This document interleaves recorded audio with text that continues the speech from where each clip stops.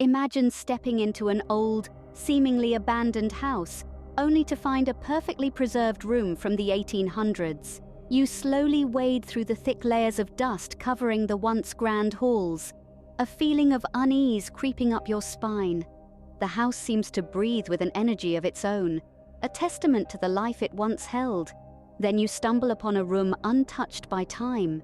The furniture, the decor, all immaculately kept as if frozen in the 19th century.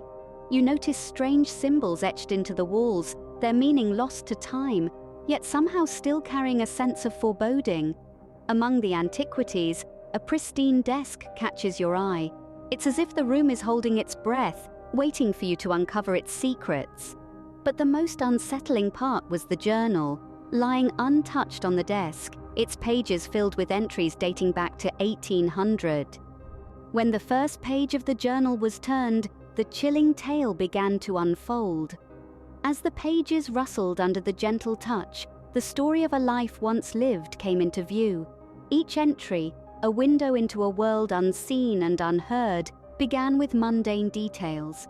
The journal belonged to the house's previous inhabitant, a scholar who lived a life of solitude, pouring his thoughts and observations into the journal. The early entries were filled with optimism and excitement. The house to him was a sanctuary, a place where he could delve into his studies uninterrupted. However, as the days turned into weeks and weeks into months, a subtle shift began to occur. The entries, once brimming with enthusiasm, started to reveal a growing sense of unease. The scholar began to write about strange occurrences, objects moving on their own, whispers in the dead of the night, shadows dancing in the corners of his eyes. His rational mind wrestled with these supernatural happenings, trying to find logical explanations. But it was clear that something beyond the realm of the ordinary was at play. With each passing day, the scholar's fear became more palpable.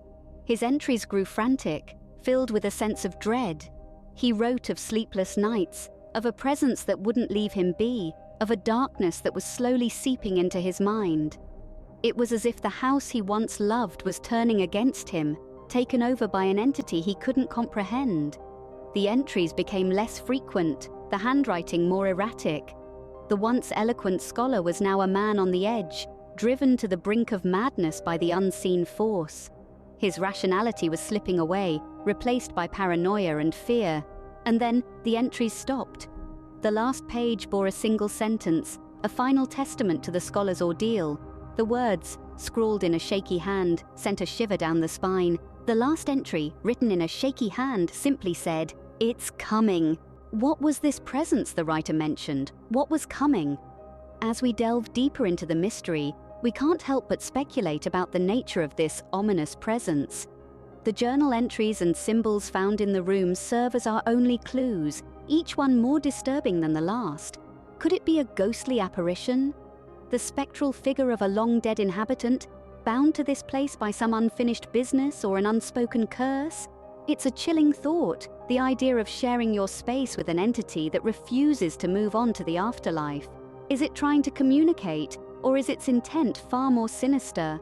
Or perhaps it's something even more terrifying, a demonic possession. The symbols found in the room could certainly suggest a darker force at play. The pentagrams, the inverted crosses, the cryptic writings, they all point towards some form of ritualistic activity.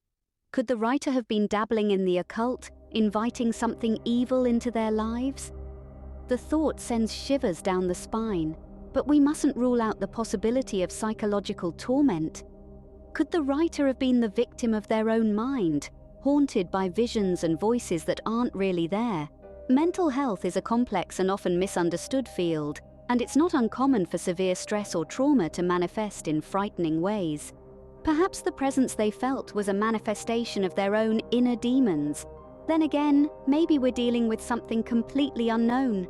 The world is full of mysteries, and there's so much we don't understand. Could this be one of those unexplained phenomena that defy logic and reason? Could it be something from another dimension, or a creature from a world beyond our own? Each theory is more terrifying than the last, and the truth could be any or none of these speculations. As we continue to unravel this mystery, we find ourselves faced with more questions than answers. The only thing we know for sure is that we're dealing with something truly horrifying. But the truth, it seemed, was far more horrifying. As the final pages of the journal were read, the horrifying truth was revealed. The presence in the house, it wasn't just a mere ghost or spirit. It was something far more malevolent, an entity that was trapped within the confines of the house. This entity didn't just linger in the shadows, it thrived there, feeding off the fear and despair of the house's inhabitants. It was a parasite, lurking in the corners of their minds, gnawing at their sanity, slowly but surely driving them into the arms of terror. The writer of the journal, whose words we've been following, was not spared from this terror. They too fell victim to the entity's malevolent influence. As we delve deeper into their entries, we uncover the unfortunate fate that befell them. Their life didn't end peacefully, no, far from it. It was a terrifying encounter with the entity that marked their end. The journal entries become more erratic, the handwriting more frantic as they describe their final days.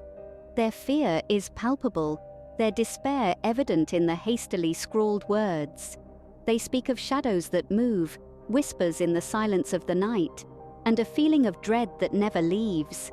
They talk about their attempts to escape, to flee from the house and its tormentor, but to no avail. The house, it seems, wouldn't let them go.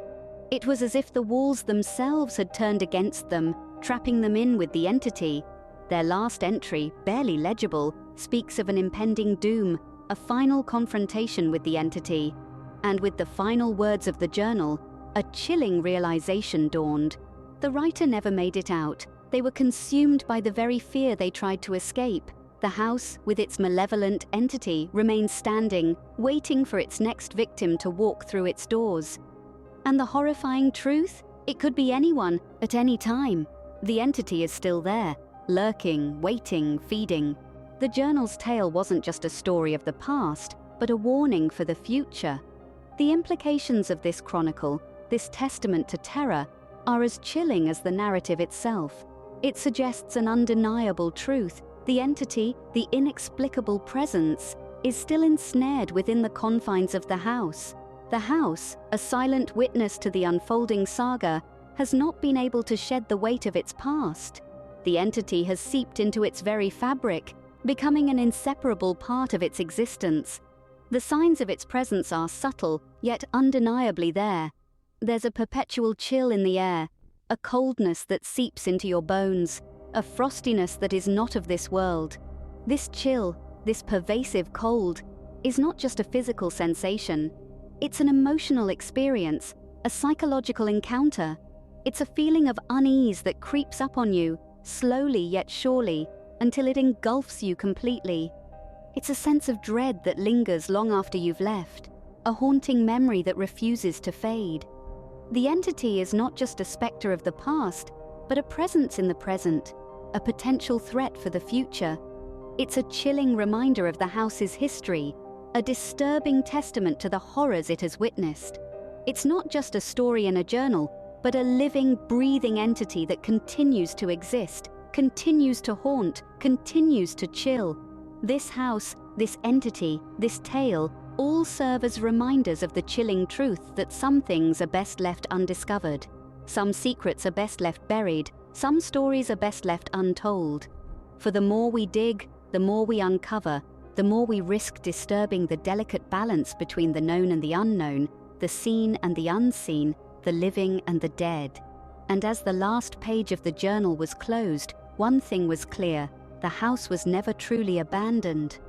It's a chilling conclusion to a chilling tale, a stark reminder that some entities, some presences, some horrors are never truly gone. They continue to exist, to haunt, to chill. They continue to be a part of our world, a part of our reality, a part of our nightmares.